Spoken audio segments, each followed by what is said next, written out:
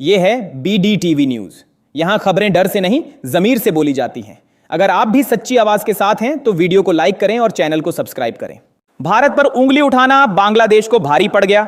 हाल ही में बांग्लादेश के नेताओं के विवादित बयानों के बाद भारत के विदेश मंत्रालय ने सख्त रुख अपनाते हुए चुप्पी साधने का इशारा दे दिया है। रिपोर्टों के मुताबिक नई दिल्ली ने ढाका को कड़े शब्दों में संदेश भेजा है कि अगर भारत की छवि या नीतियों पर अनर्गल टिप्पणी की गई तो उसका राजनयिक और आर्थिक असर भुगतना पड़ सकता है।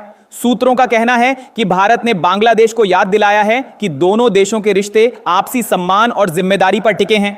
विदेश मंत्रालय के इस कड़े कदम के बाद बांग्लादेश की सरकार बैकफुट पर नजर आ रही है और उनके प्रवक्ताओं ने फिलहाल किसी भी बयान से परहेज करने का फैसला लिया है। बिहार में हिजाब को लेकर नया विवाद खड़ा हो गया है। एक कार्यक्रम के दौरान मुख्यमंत्री नीतीश कुमार द्वारा मंच पर मौजूद मुस्लिम छात्रा का हिजाब ठीक करने का वीडियो वायरल हुआ है। विपक्ष इसे निजी स्वतंत्रता से जोड़कर सवाल उठा रहा है, जबकि प्रशासन इसे शालीनता और प्रोटोकॉल से जुड़ा मामला बता रहा है। सरकार ने संसद में स्पष्ट किया कि सोना चांदी की कीमतों में उछाल वैश्विक आर्थिक अनिश्चितता, डॉलर में कमजोरी, कच्चे तेल के दाम और भू राजनीतिक तनाव से जुड़ा है। इसके साथ ही अंतरराष्ट्रीय बाजार में मांग बढ़ने, ब्याज दरों में उतार चढ़ाव और निवेशकों के सुरक्षित विकल्प की ओर झुकाव ने घरेलू बाजार में भी दाम तेजी से बढ़ा दिए हैं। सिडनी में हुए आतंकी हमले ने ऑस्ट्रेलिया ही नहीं, पूरी दुनिया को झकझोर दिया है। जांच एजेंसियों के मुताबिक हमले में पाकिस्तानी मूल के एक बाप बेटे को धर्म पूछकर निशाना बनाया गया, जिससे इसे पहलगाम पैटर्न की नफरत भरी वारदात माना जा रहा है। प्रत्यक्षदर्शियों ने बताया कि हमलावरों ने पहचान पूछने के बाद बेरहमी से हमला किया। पुलिस को कट्टरपंथी सोच, विदेशी कनेक्शन और संगठित साजिश के संकेत मिले हैं। सुरक्षा एजेंसियां अलर्ट पर हैं और जांच तेज कर दी गई है।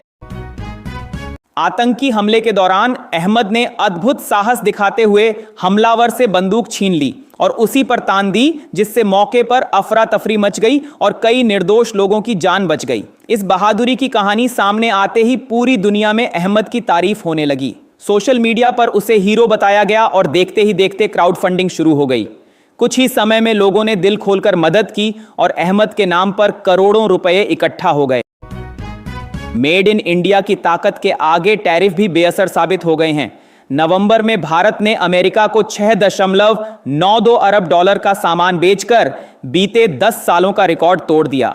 ट्रंप के सख्त टैरिफ दांव के बावजूद भारतीय निर्यात ने जबरदस्त छलांग लगाई, जिससे वैश्विक बाजार में भारत की पकड़ और मजबूत हुई। यह आंकड़ा दिखाता है कि भारतीय उद्योग अब किसी दबाव में नहीं, बल्कि मौके भुनाने की स्थिति में है। हिजाब विवाद पर IMIM ने नीतीश कुमार पर तीखा हमला बोला है। ओवैसी की पार्टी ने कहा कि किसी महिला के हिजाब पर हाथ डालना किसी भी सूरत में बर्दाश्त नहीं किया जा सकता। AIMIM ने मुख्यमंत्री से तुरंत सार्वजनिक माफी की मांग करते हुए इसे संवैधानिक और व्यक्तिगत स्वतंत्रता का गंभीर उल्लंघन बताया। मौसम ने बढ़ाई टेंशन। IMD की चेतावनी के मुताबिक 21 दिसंबर तक तेज हवाओं के साथ भारी बारिश, बर्फबारी और घना कोहरा कहर बरपा सकता है। पहाड़ी इलाकों में लैंडस्लाइड और मैदानी राज्यों में जनजीवन ठप होने का खतरा है। लोगों को घर से निकलने में खास सतर्कता बरतने की सलाह दी गई है। संसद में अचानक गरमाया माहौल। निर्मला सीतारमण गुस्से से लाल दिखीं और साफ शब्दों में कह दिया, सच्चाई है भाई, यहां नाटक नहीं चलेगा। विपक्ष के हंगामे पर भड़कियों वित्त मंत्री ने तथ्यों के साथ जवाब देते हुए दो टूक चेतावनी दी, जिसके बाद सदन में सन्नाटा छा गया और बहस और तीखी हो गई। राजनीति में चुप्पी भी कई बार बड़ा संदेश बन जाती है। मोदी तेरी कब्र खुदेगी जैसे नारे पर कांग्रेस नेता की आलोचना से दूरी बनाकर प्रियंका गांधी सवालों के घेरे में हैं। विपक्ष का आरोप है कि इस खामोशी ने विवाद को और गहरा किया है। लोकतंत्र में जवाबदेही और स्पष्ट रुख जरूरी होता है, वरना चुप्पी सहमति समझी जाती है और यही राजनीति के लिए खतरनाक संकेत मानी जा रही है। भारत की समुद्री ताकत अब दुश्मनों के लिए सबसे बड़ा खौफ बन चुकी है। 4 घातक पनडुब्बियों में तैनात परमाणु क्षमता ने भारत को ऐसी स्ट्राइक पावर दी है जो पल भर में तस्वीर बदल सकती है। दर्जनों न्यूक्लियर हथियारों से लैस ये पनडुब्बियां चुपचाप समुद्र की गहराइयों में तैनात रहती हैं। जरूरत पड़ते ही किसी भी महाद्वीपीय लक्ष्य को मिनटों में तबाह करने की ताकत रखती हैं। यही वजह है कि भारत की यह शक्ति वैश्विक रणनीति में गेम चेंजर मानी जा रही है। कांग्रेस ने मनरेगा योजना का नाम बदलने को लेकर सरकार पर जमकर हमला बोला है।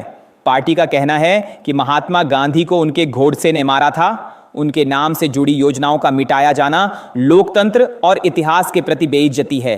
कांग्रेस ने इसे सांस्कृतिक और राजनीतिक पाप करार देते हुए कहा कि यह कदम समाज में भ्रम और विरोध पैदा कर सकता है।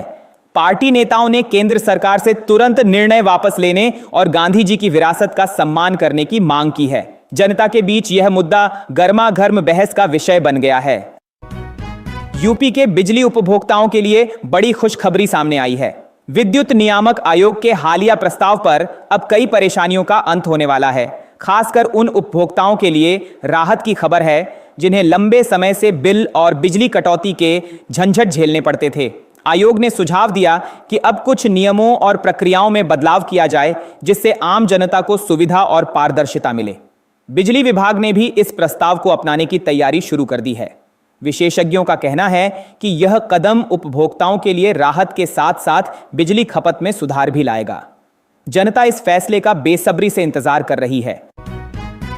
दिल्ली में घने स्मॉग ने लोगों की रफ्तार थमाकर रख दी।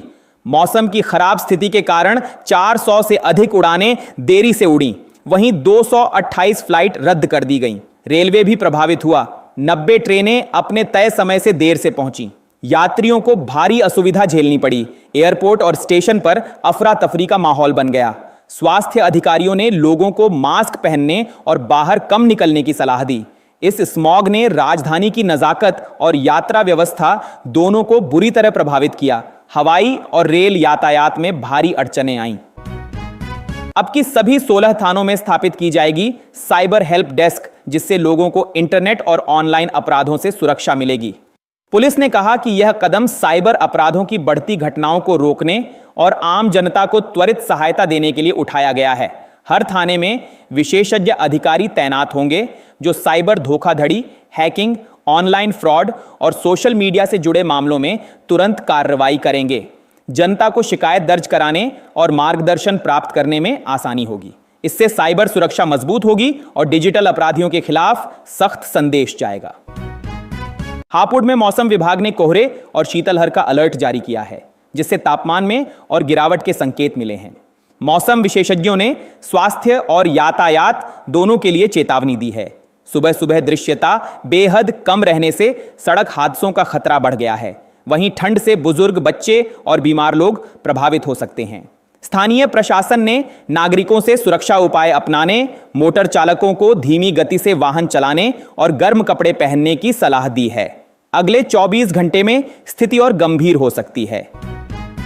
पाकिस्तान में राजनीतिक उथल-पुथल लगातार बढ़ती जा रही है।